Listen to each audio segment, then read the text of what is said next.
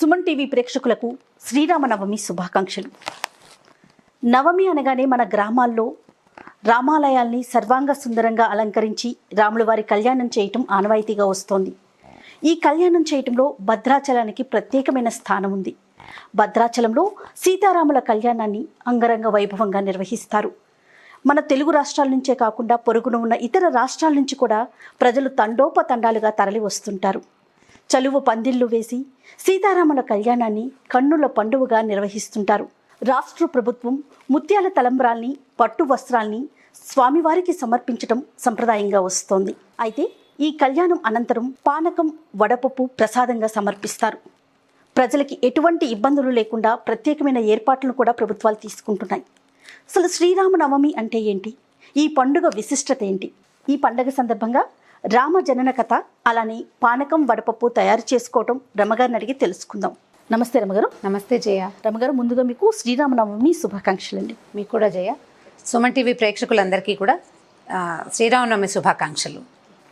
రమగారు, ఇంతకుముందు నేను చెప్పినట్లుగా నవమి అనగానే మన ప్రతి గ్రామంలో కూడా రామాలయంకి సర్వాంగ సుందరంగా అలంకరించి రాముల వారి కళ్యాణం చేయటం, అనంతరం తరువాత పానకం, వడపప్పు ప్రసాదంగా ఇవ్వటం ఆనవాయితీగా వస్తుంది. సో అసలు నవమి యొక్క ప్రాముఖ్యత ఒకసారి మాట్లాడుకుందామండి మనం. నవమి యొక్క ప్రాముఖ్యత అంటే, నవమి అంటే శ్రీ రాముల వారి పుట్టినరోజు. మనం ఆ రోజు కళ్యాణం కూడా చేసుకుంటాం, కానీ నిజానికి రాముల వారి ఆయన పుట్టిందే చైత్రశుద్ధ నవమి నాడు పునర్వసు నక్షత్రంలో జన్మించారట. అయితే ఈ భద్రాచలంలో కావచ్చు, అంతకు ముందు కూడా ఈ సాంప్రదాయం భద్రాచలం ఆలయం నుంచే మొదలైందని అనిపిస్తుంది. నీకు తెలుసో లేదో జయ, మా చిన్నప్పుడు రేడియోలో ప్రోగ్రామ్ వస్తుండేది. శ్రీరామనవమి అనగానే ఇక రేడియో ఆన్ చేసి పెట్టుకుని కూర్చునేవాళ్ళం. పెద్దవాళ్ళు, చిన్నవాళ్ళు అందరూ. ఈ కళ్యాణానికి వెనకాల కామెంటరీ వచ్చేది. మంచి మంచి శ్లోకాలు, రామాయణ శ్లోకాలని వాటిని ఉదహరిస్తూ కళ్యాణం ఎలా జరుగుతోంది, రాముల వారిని, సీతాదేవిని చూడమని చెప్పడం, అట్లా చక్కగా ఉండేది కామెంటరీ.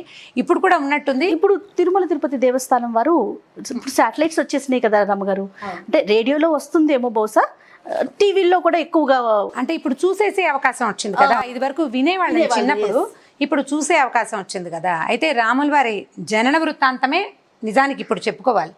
అక్కడ కళ్యాణం జరుగుతోంది కాబట్టి కళ్యాణ ఘట్టాన్ని వివరిస్తారు, కానీ కళ్యాణ ఘట్టానికంటే ముందు రాముల వారు పుట్టింది, ఆయన ఎలా పుట్టారు, ఎక్కడ, ఎలా, ఏ రకంగా జరిగింది అనే కథని ప్రధానంగా వారు కూడా చెప్తారు. ఈ కామెంటరీస్ కూడా మొట్టమొదట రామ జననం, ఆ తర్వాత కళ్యాణం. ఎందుకంటే రామ జననము, కళ్యాణము రెండు కూడా శ్రీమద్ రామాయణంలో, వాల్మీకి రచించిన శ్రీమద్ రామాయణంలో బాలకాండలోనే ఉన్నాయి.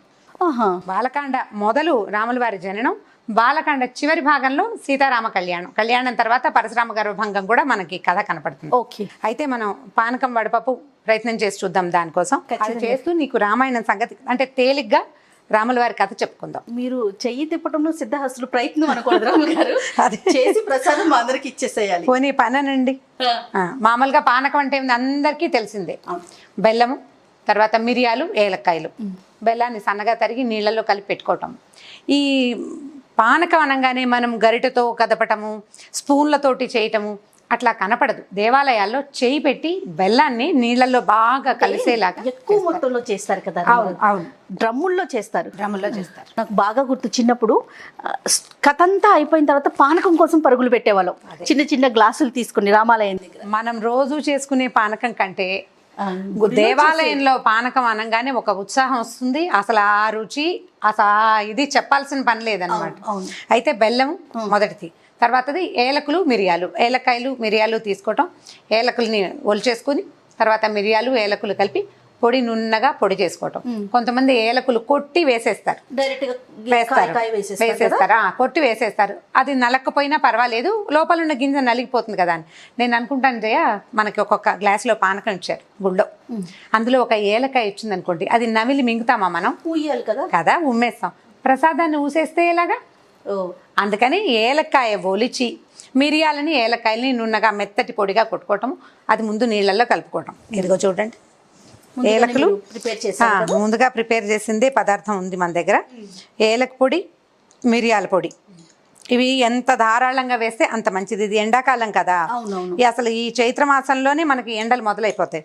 ఈ ఏలకులు, మిరియాలు ధారాళంగా వేసుకుని బెల్లం పానకం కనుక తాగితే చాలా బలమని దాహం తీరుతుందని చెప్తారు. అసలు మరి అందుకే మొదలు పెట్టారేమో కూడా ఈ పానకం. అయితే ఇప్పుడు ఏలకాయలు మిరియాల పొడి వేసామో కొంచెం బెల్లం వేసుకోవాలి. కొంచెమేమి ఇప్పుడు ఇంత సైజు గిన్నెకి మరి కాస్త ధారాళంగానే పడుతుంది.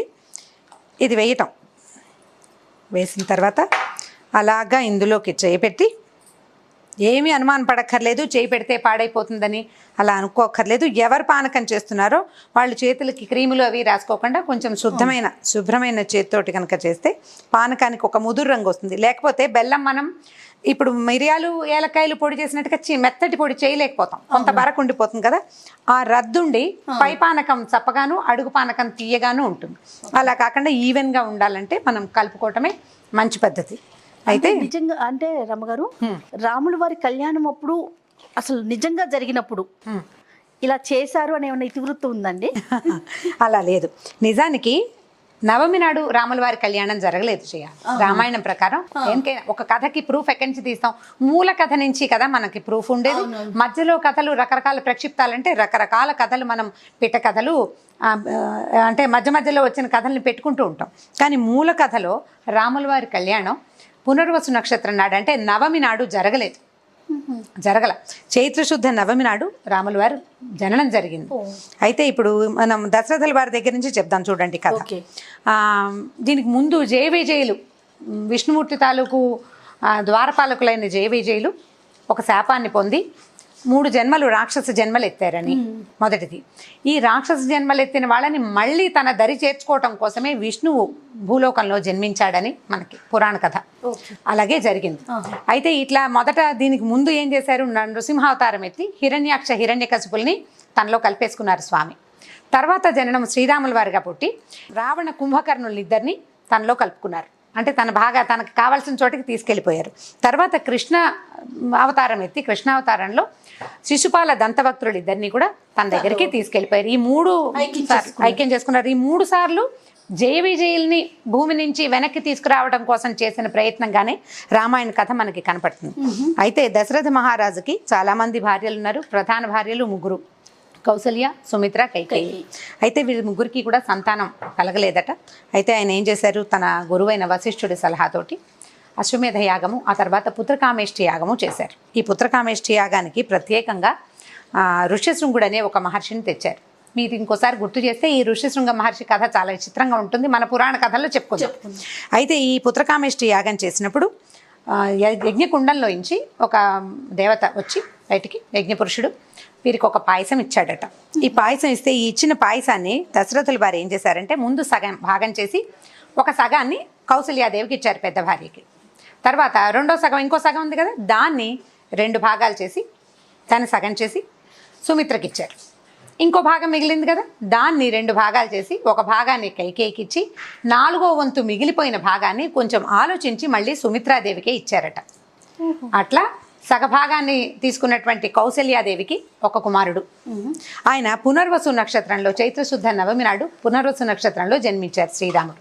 తర్వాత రెండో సగభాగంలోంచి సగభాగాన్ని తీసుకున్నటువంటి కైకేయికి, అంటే మిగిలిన చిన్న భాగాన్ని తీసుకున్నటువంటి కైకేయికి పుష్యమి నక్షత్రంలో భరతుల వారు. తర్వాత ఈ మొదట ఒక చిన్న భాగాన్ని, చివరికి ఒక చిన్న భాగాన్ని తీసుకున్నటువంటి సుమిత్రాదేవికి మాత్రం కవలలు లక్ష్మణుడు మరియు శత్రుఘ్నుడు ఆశ్లేష నక్షత్రంలోనూ జన్మించారు. 4 అబ్బాయిలు. 2 భాగాలు తీసుకున్న వారికి ఇద్దరు సంతానం కలిగారు.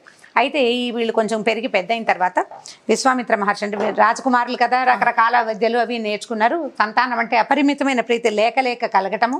మళ్ళీ ఈ 4గురిలోనూ శ్రీరాముడు అంటే ఆయనకి చాలా ప్రీతి. తండ్రికి అమిత ప్రీతి, తల్లులకి కూడా 3 తల్లులకి అమిత ప్రీతిగా ఉండేవారట. అయితే తర్వాత ఏమైంది, పిల్లలకి కొంచెం 13-14 సంవత్సరాలు వచ్చాక విశ్వామిత్రుడు మహర్షి ఇక్కడికి వచ్చి, నేను ఒక యాగం చేసుకుంటున్నాను, నాకు సహాయం కోసం, అంటే ఈ రాక్షసులు యాగాన్ని పాడు చేస్తున్నారు, వాళ్ళని సంహరించడానికి ఈ కుమారుల్ని పంపించమని అడిగారట. అడిగితే దశరథుడు పుత్రమ వ్యామోహంతో పిల్లవాడిని పంపడానికి ఇష్టపడలేదు. పడకపోయేసరికల్లా విశ్వామిత్రుడు శపిస్తాడన్న ఆలోచనతో వశిష్ఠుల వారు ఏం చేశాడంటే, ఇది పిల్లవాడిని నీ నుంచి తీసుకెళ్ళటం కాదు, ఇతనికి ఇంకా అస్త్రశస్త్ర విద్యలు మరికాసిన వస్తాయి, విశ్వామిత్రుడు సామాన్యుడు కాదు, అతనితో పిల్లల్ని పంపించు, ఈ వ్యామోహాన్ని తగ్గించుకోమని దశరథుడికి బోధించి తన పెద్ద కుమారుడైన రాముణ్ణి, తనతో తమ్ముడైనటువంటి లక్ష్మణుణ్ణి ఇద్దరిని కలిపి పంపించారు. అయితే ఈ దారిలో వెళ్ళేటప్పుడు బోలెడన్ని కథలు చెప్పారట విశ్వామిత్రుడు ఈ రాముడికి లక్ష్మణుడికి. మార్గాయాసం తెలియకుండా కథలు చెప్పుకోవటం ఒకటి మనకు ఉంది కదా. అయితే ఈ వెళ్ళేటప్పుడే ఏం చేశారు, బల అతి బల అని 2 మంత్రాలు ఉపదేశం చేశారని, దానివల్ల వీళ్ళకి ఆకలి దప్పులు లేవు, మార్గాయాసం తెలీదు, బలంగా ఉంటారని ఆ 2 మంత్రాలు ఉపదేశం చేశారు. ఆ తర్వాత రకరకాల శస్త్రాలు అస్త్రాలని రాముల వారికి ప్రత్యేకంగా విశ్వామిత్రుడే ఉపదేశించాడని చెప్తారు. అయితే వీళ్ళు ఏం చేశారు, ఈ మధ్యలో తాటక సంహారం చేశారు. తాటకనే ఒక రాక్షసుని సంహరించారు. ఇంకా కొంచెం ముందుకెళ్ళాక ఈ విశ్వామిత్రాశ్రమానికి చేరిపోయారు. ఈ ఆశ్రమానికి, యజ్ఞం చేస్తున్న ఆశ్రమానికి ఏంటంటే చాలామంది రాక్షసుల నుంచి భయం ఉండేదట. ఈ రాక్షసుల్లో అప్పుడు ప్రముఖులు ఎవరంటే మారీచుడు మరియు సుబాహుడు. వీళ్ళల్లో మారీచుడు రాముడు సంహరించిన తాటక తాలూకు కొడుకు. ఈ సుబాహుడితో కలిసి అతను యజ్ఞం ధ్వంసం చేయటమే అతని ఉద్దేశం అనమాట. అయితే అప్పుడు రాముడు ఏం చేశాడంటే, ఈ రాముడు లక్ష్మణుడు ఇద్దరు కలిసి యజ్ఞానికి కాపలా కాసి ఆ కాపలా టైంలోనే ఈ మారీచు సుబాహులు రక్తం గుమ్మరించేవారట యజ్ఞకుండల్లో. వాళ్ళని మానవాస్త్రంతో ఒకరిని సంహరించారు, సుబాహుడిని సంహరించారు. వాయవ్యాస్త్రంతో మన ఈ మారీచుణ్ణి 100 ఆమడల దూరంలో సముద్ర తీరంలో పడిపోయేలాగా కొట్టారు. తర్వాత మిగిలిన రాక్షసులందరినీ సంహరించారు. అస్త్రాలు అటు ఇటుగా ఉన్న ఈ జరిగిన కథ ఇదే. అయితే ఈ మారీచుడు తప్పించుకున్నాడు. వాళ్ళ ఆ రోజు తప్పించుకున్న మారీచుడు మళ్ళీ సీతారాములు అడవికి వెళ్ళినప్పుడు సీతాదేవిని రాముల వారి నుంచి సెపరేట్ చేయడానికి రావణాసురుడు పన్నిన మాయోపాయంలో భాగస్వామిగా ఉన్నాడు. అతనే బంగారు జింకగా మారాడు. ఆ బంగారు లేడీ అవతారం వేషం వేసింది ఎవరంటే ఇప్పుడు తప్పించుకున్న మారీచుడే. అయితే ఈ తర్వాత ఏమైంది, ఈ కథ యజ్ఞం పూర్తయిపోయింది. అప్పుడు ఈ విశ్వామిత్రుడు ఏం చెప్పాడంటే, మిథిలా నగరంలో ఉన్న రాజు జనక మహారాజు ఒక పెద్ద యజ్ఞం చేస్తున్నారు. అయితే ఈ యజ్ఞం చాలా అద్భుతమైన యజ్ఞం, అది చూద్దాము. ఆయన దగ్గర ఒక ధనుస్సు ఉంది, చాలా పెద్దది, చాలా గొప్పది. ఆ ధనుస్సును చూద్దు కానీ నువ్వు అని చెప్పి ఈ రాముడిని లక్ష్మణుడిని ఇద్దరిని మిథిలా నగరానికి తీసుకెళ్ళాడట. అయితే ఈ నగరానికి వెళ్ళినప్పుడు యజ్ఞశాలలో జనక మహారాజు ఉన్నాడు. జనక మహారాజు ఉంటే వీళ్ళు ఏం చేశారు, జనకుడి దగ్గరికి వెళ్ళారు. వెళ్ళి ఇది చూడాలని అనుకుంటున్నామంటే అప్పుడు ఏం చేశాడంటే ఆయన మరుసటి రోజున ఆ కార్ముకాన్ని తెప్పించాడు. ఈ కార్ముకం ఏంటంటే శివధనుస్సు. మనం శివధనుస్సు అని చెప్తాం కదా, దాని పేరు పినాకం అట. పినాకం. అందుకనే శివుడిని పినాకపాణి అంటారు. పినాకపాణి అంటే శివుడు. ఆ పినాకాన్ని ధరించి ఆయన చాలా గొప్ప యుద్ధాలు అవి చేశాడు. అయితే ఆయన ఏం చేశారట, ఒక దశలో ఈ పినాకాన్ని, తన ధనస్సుని మన జనకుడు తాలూకు ముందు తరాలకు చెందిన దేవరాతుడి దగ్గర అట్టపెట్టారు. అట్టపెట్టి ఆ అట్టపెట్టిన ధనుసు ఏముంది, వంశపారంపర్యంగా జనకుడి దగ్గరికి చేరిందనమాట. చేరితే ఈ ధనుసుని తెప్పిస్తున్నప్పుడు జనకుడు ఏం చెప్పాడంటే, అయ్యా ఈ ధనుసును ఎక్కుపెట్టడానికి చాలామంది రాజులు ప్రయత్నం చేశారు, ఎవరి వల్ల కాలేదు. ఈ ధనస్సు ఇంత గొప్పది కాబట్టి నాకు అయోనిజగా ఒక పాప దొరికింది, ఒక అమ్మాయి నాగేటు చాలులో దొరికింది. నేను యజ్ఞం చేస్తుంటే నాగలు దున్నుతుండగా నాగేటు చాలులోనే అమ్మాయి దొరికింది. ఆమెకు నేను సీత అని పేరు పెట్టుకున్నాను. అయితే ఆమెని వీర్యశుల్కగా, అంటే ఎవరైతే ఈ ధనస్సుని ఎక్కుపెడతాడో అతనికి కన్యాదానం చేయాలని నేను నిశ్చయించుకున్నాను. ఈ ముందు ప్రయత్నం చేసిన రాజులందరూ నేను వాళ్ళని ఏదో మోసం చేశాను అనుకుని నా మీద యుద్ధానికి వచ్చారు. దేవతల సహాయంతో నేను వాళ్ళని జయించాను, అంటే వాళ్ళని జయించాను. అయితే ఈ ధనస్సుని కనుక ఈ దాశరథి ఎత్తగలిగితే మా అమ్మాయిని ఇతనికి ఇచ్చి వివాహం చేస్తానని చెప్పాడు. సరే ధనస్సును తెప్పిస్తే ఈయన ఆ ధనస్సును చూసి పెద్ద ఇనప పెట్టెలో ఉన్న ధనస్సును ఎక్కుపెట్టడానికి ప్రయత్నం చేశాడు. ఎక్కువ పెడుతున్నారు. ఇంకా ధనస్సుని సంధించి బాణం వేయలా. ఎక్కుపెట్టడానికి ఇది కార్ముకం, అంటే ఇది ఎలా అంటే కోదండం, మామూలు చిన్న విల్లు కాదు. తాడు కట్టి ఉండదు, సిద్ధంగా పట్టుకోవడానికి వీలుగా ఉండే భాగమే ఉంటుంది. తాడు ఒక పక్కన ఉంటుంది అనమాట. ఈ కింద ఉన్న తాటిని పైకి ముడేయాలి. ముడేస్తేనే అది ధనస్సుగా తయారవుతుంది. లాగి ముడేయాలి. ఈయన ఏం చేశాడు, దాన్ని పట్టుకొని ఈ కింద ఉన్న తాడుని పైకి హుక్ చేయడానికి, లేదా పైన ఉన్న తాడు కింద వంచాలి కదా, దాన్ని వంచి బిగించాలన్నమాట. ఆ బిగిస్తున్న సమయంలోనే క్రమంలోనే ఈ ధనస్సు కాస్త విరిగేసరికల్లా ఇంత వీర్యం ఉన్నవాడు చాలా గొప్ప శక్తివంతుడు, నేను ఇంత పరాక్రమవంతుడికే పిల్లనివ్వాలనుకున్నానని చెప్పి మా అమ్మాయిని ఇతనికి ఇచ్చి పెళ్లి చేస్తానన్నాడు. ఇప్పుడు ఇక్కడికి ఎవరు వచ్చారు, గురువు గారు, 2 అబ్బాయిలు, తండ్రి తల్లి ఎవరు లేరు. మరి ఇప్పుడు వివాహం చేయాలంటే అమ్మా నాన్నకు చెప్పాలి కదా. వీళ్ళు ఏం చేశారంటే దశరథుడికి కబురు చేసి ఈ అమ్మాయిని, మా అమ్మాయి ఈ పిల్లని ఇలా ఇవ్వదలుచుకున్నారు, ఇట్లా జరిగిందని వర్తమానం పంపితే దశరథుడు సంతోషించి ఇక్కడికి వచ్చాడు. వచ్చిన తర్వాత ఆయన కుటుంబంతో మొత్తం అంతా మంత్రులు, తర్వాత ఆయన తాలూకు గురువులు వాళ్ళందరినీ తీసుకుని ఇక్కడికి వచ్చారు. ఈ వచ్చే దారిలోనే అంటే ఇప్పుడు సీతా కళ్యాణ ఘట్టం చెప్పేశాను నేను. ఈ ఘట్టానికి ముందే అహల్య శాప విమోచనం కూడా చేశారు రాముల వారు. ఆయన కాలు తగిలింది, ఆవిడ రాయి అయిపోయిందని అది మనం చెప్పుకుంటాం. అలా జరగలేదు, అట్లా కాల. ఆవిడ ఒక చిన్న పొరపాటు చేశారు. ఈ చేసిన పొరపాటుతోటి భర్త ఏం చెప్పించాడంటే, నువ్వు వాయుభక్షణ చేస్తూ ఎవరికీ కనపడకుండా ఉండిపోమని. ఈ ఆవిడ ఎలా ఉందంటే అదృశ్య రూపంలో వాయుభక్షణ కేవలం గాలి మాత్రమే తింటూ తపశ్చర్య చేసుకుంటూ ఉన్నారు. ఈయన ఆశ్రమ వాటికలోకి ప్రవేశించేసరికి ఈయన రాగానే ఆవిడ దృశ్యమైందనమాట, అందరికీ కనపడింది.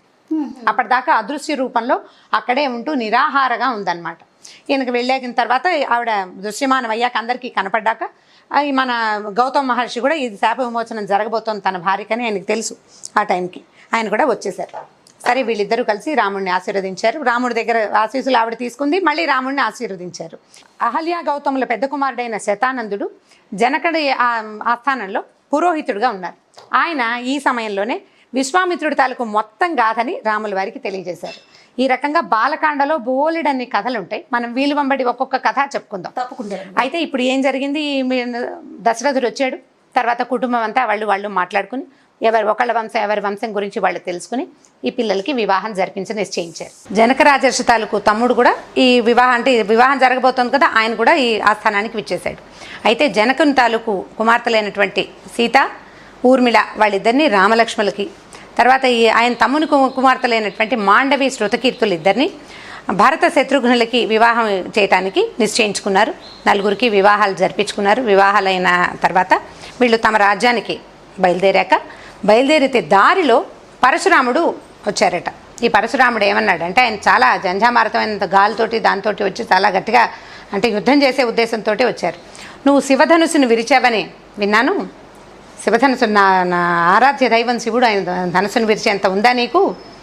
అంత చేయటానికి వీల్లేదు. నా దగ్గర ఇంకొక ధనుస్సు ఉంది, ఇది వైష్ణవ ధనస్సు, శార్ంగం అంటారు, విష్ణు ధనుస్సు, దీన్ని ఎక్కుపెట్టి చూపించు నాకు అని చెప్పేసరి కల్లా ఏం చేశాడట, రాముడు ఆయన చేతిలోంచి ఆయుధాన్ని తీసుకుని శార్ంగాయుధమే, ఎందుకంటే ఈ విష్ణుమూర్తి తాలూకు ఆయన పేర్లలో శార్ంగాయుధపాణి అని ఉందన్నమాట. సారంగపాణి కాదు, శార్ంగాయుధపాణి విష్ణువే. ఆ శార్ంగమే ఆయన ధనస్సు పేరు. ఆయనకున్న 5 ఆయుధాల్లో ఈ ధనస్సు కూడా ఉందన్నమాట. అయితే ఈ ధనస్సును ఏం చేశారు, రాముడు అవలీలగా దాన్ని ఎక్కుపెట్టారట. ఎక్కుపెట్టి బాణం కూడా ఎక్కించి, ఇప్పుడు బాణం ఎక్కుపెట్టాను, దేని మీద వేయమంటావో చెప్పు, నీ పాదగతి మీద వేయినా, నువ్వు ఆర్జించుకున్న పుణ్యలోకాల మీద వేయినా, దేని మీద వేయమంటావు బాణం అని అడిగేసరికల్లా ఎప్పుడైతే కార్ముకం ఈయన చేతిలోంచి ఆయన చేతిలోకి వెళ్ళిందో అప్పుడే పరశురాముడికి తెలిసింది, ఇతను కనపడుతున్నవాడు సాక్షాత్ విష్ణువే కానీ మరొకటి కాదని, తను అంశావతారమే కానీ ఈయన పూర్ణావతారుడని తెలుసుకున్నాడు ఆయన. అప్పుడు ఏమన్నాడంటే, అయ్యా పాదగతి మీద వేస్తే కుదరదు, ఎందుకంటే నేను భూమి మొత్తాన్ని కాశ్యపుడికి దానం చేశాను, కశ్యపుడికి ఇచ్చేసా, అందుకే భూమిని కాశ్యపి అంటారు. ఇప్పుడు నేను దానం చేసేసాను, ఇక్కడ భూమి మీద నేను నిలవకూడదు, నేను తిరుగుతూనే ఉండాలి, కాబట్టి నేను ఆర్జించుకున్న పుణ్యలోకాల మీద నువ్వు బాణం వేసేయమని తన పుణ్యాన్ని తనే హరింపజేసుకుని స్వయంగా ఈయనతోటి రాముల వారితోటి అప్పుడు మళ్ళీ తపస్సు చేసుకోవడానికి మహేంద్ర పర్వతానికి వెళ్ళిపోయారట. ఈ రకంగా పరశురామ గర్వభంగం కూడా చేసిన శ్రీరాముడు తన భార్య, తమ్ములు, వారి భార్యలు, తండ్రి మొత్తం పరివారంతో అయోధ్య నగరానికి చేరారు.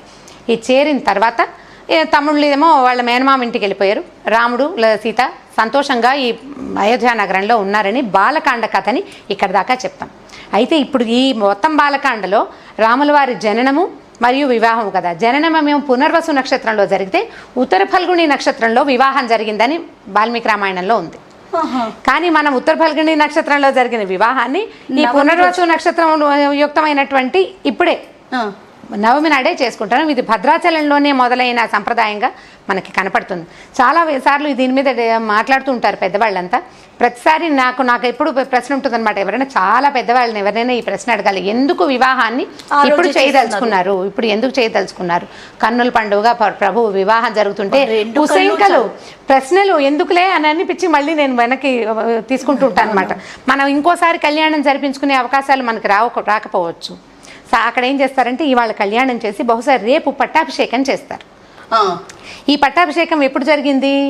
ఈ మొత్తం కథ అంతా ముగిసిన తర్వాత యుద్ధకాండ అనంతరము పట్టాభిషేకం జరిగింది. ఆ పట్టాభిషేకాన్ని ఇవాళ కళ్యాణం చేయటం, రేపు పట్టాభిషేకం చేయటమే ఇక్కడ ఆచారంగా ఉంది. అయితే మనం మాట్లాడుతూనే ఉన్నాం జయ, మన పానకం తయారైపోయింది చూడండి. ఈ పానకంతో పాటు మనం వడపప్పు చేస్తాం. ముందే 1 గంట 2 గంటల ముందే వడపప్పు నానబెట్టుకుంటాం. ఈ వడపప్పు అంటే ఏముంది, పెసరపప్పుని వడేసిన పప్పు అంటే బుట్టలో వేస్తాం, నీళ్లు పోగొట్టేస్తాం కదా, నీళ్ళు తీసేసి దీంట్లో కూడా కొంచెం బెల్లం, పల్లెటూళ్ళలో అయితే చక్కగా చిన్న చిన్న కొబ్బరి ముక్కలు, తర్వాత ఏమో అరటిపండు ముక్కలు, కొద్దిగా బెల్లము వేసి దీన్ని స్వామికి నివేదన చేసి అందరికీ ప్రసాదంగా పంచుతారు. ఇంకా రకరకాల ప్రసాదాలు చేస్తారు, కానీ మనకి పానకం వడపప్పు అనగానే శ్రీరామనవమి గుర్తొస్తుంది. నవమి నాడు ఇంక ఏమీ చేయలేకపోయినా ఈ 2 చేసుకున్నా చాలు. అయితే నైవేద్యం కూడా పెట్టేద్దామా? ఒక చిన్న బెల్లం ముక్క దీని మీద పెట్టండి. అంటే ఒట్టి పెసరపప్పు ఏ రుచి లేని పప్పు పెట్టకుండా ఒక చిన్న బెల్లం ముక్క పెట్టుకుని నైవేద్యం పెడితే బాగుంటుంది. స్వామి వారికి సమర్పిద్దామా?